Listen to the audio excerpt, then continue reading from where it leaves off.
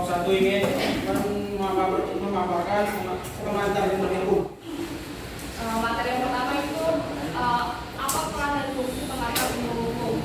Menurut dari yang materi yang saya dapat itu ada 5. Yang pertama, memberikan introduksi atau memperkenalkan segala masalah yang berhubungan dengan hukum. Yang kedua, berusaha untuk menjelaskan tentang keadaan, inti, maksud dan tujuan dari bagian-bagian yang penting daripada hukum. Lalu yang ketiga, memperkenalkan ilmu hukum, yaitu pengetahuan yang mempelajari segala seluk-beluk daripada hukum dalam segala bentuk dan manifestasinya. Yang keempat, dasar dalam rangka studi hukum tanpa memahami pengantar ilmu hukum secara tuntas dan seksama tidak akan dapat diperoleh pengertian yang baik tentang berbagai cabang ilmu hukum. Yang terakhir, mengkualifikasikan mata pelajaran pendahuluan karena ilmu pengetahuan hukum pada tingkat persiapan. Pada intinya dari semua yang sudah disebutkan itu, mata kuliah ini tuh merupakan paling dasar dari pelajaran hukum. Dengan mempelajari ini tuh kita dapat memahami dan mengetahui tujuan mempelajari ilmu hukum, paling tidak menanamkan fondasi bagi seseorang yang nantinya akan berguna dalam menambah dunia hukum yang luas dan beragam. Jadi saya akan menjelaskan arti dan hakikat pengantar ilmu hukum. Pengantar ilmu hukum pada hakikatnya merupakan fondamen atau dasar pengetahuan hukum di mana di dalamnya tertanam pengertian dasar yang menjadi akar daripada ilmu pengetahuan hukum.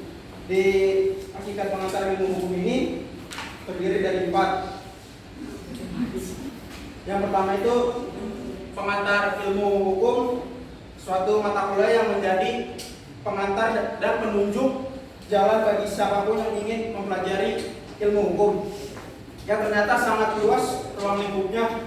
Mereka tidak akan mungkin memahami dengan baik mengenai berbagai cabang ilmu tanpa menguasai mata kuliah pengantar ilmu hukum terlebih dahulu. Terus yang kedua itu sebagai suatu media mata kuliah pengantar ilmu hukum memberikan dan menanamkan pengertian dasar mengenai arti permasalahan dan persoalan-persoalan di bidang hukum sehingga mata kuliah utama yang harus dikuasai oleh mereka yang ingin mendalami ilmu hukum.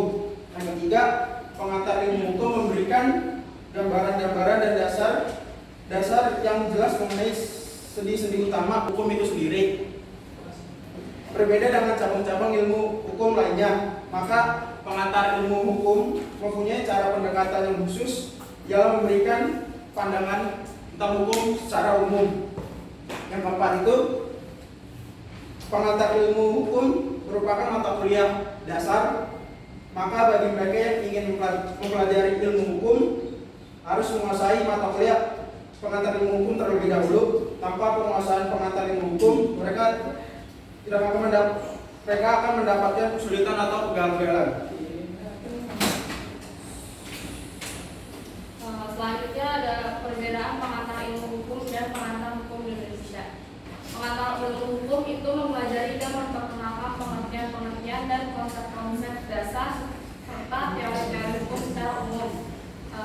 Sedangkan pengantar hukum Indonesia untuk mempelajari susunan sistematika tata hukum di Indonesia. Tujuan pengantar hukum Indonesia lainnya adalah untuk membantu tata tertib di masyarakat. Secara jelasnya itu pengantar ilmu hukum mengantarkan setiap orang untuk mempelajari ilmu hukum pada umumnya. Sedangkan pengantar hukum Indonesia mengantarkan setiap orang untuk mempelajari hukum positif di Indonesia.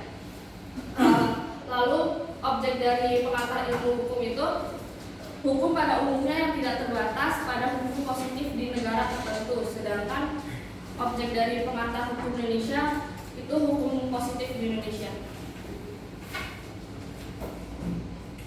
Di sini ada hubungan pengantar ilmu hukum dan pengantar hukum Indonesia. Pengantar ilmu hukum menjadi dasar dan pengantar hukum Indonesia, yang berarti bahwa untuk mempelajari pengantar hukum Indonesia atau tata hukum Indonesia harus belajar pengantar ilmu hukum dahulu, karena pengertian-pengertian dasar yang berhubungan dengan hukum diberikan di dalam pengantar ilmu hukum. Sebaliknya, pokok-pokok pembahasan pengantar hukum Indonesia merupakan contoh konkret apa yang dibahas di dalam pengantar ilmu hukum. Oleh karena itu, dapat dikatakan bahwa pengantar ilmu hukum merupakan basis atau dasar dari pengantar tata hukum Indonesia.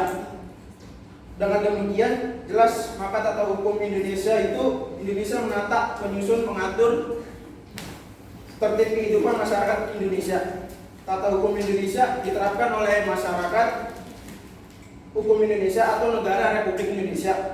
Tata hukum Indonesia mulai ditandai sidang proklamasi kemerdekaan yaitu pada tanggal 17 Agustus 1945. Sebab dengan proklamasi kemerdekaan berarti negara Republik Indonesia oleh bangsa Indonesia.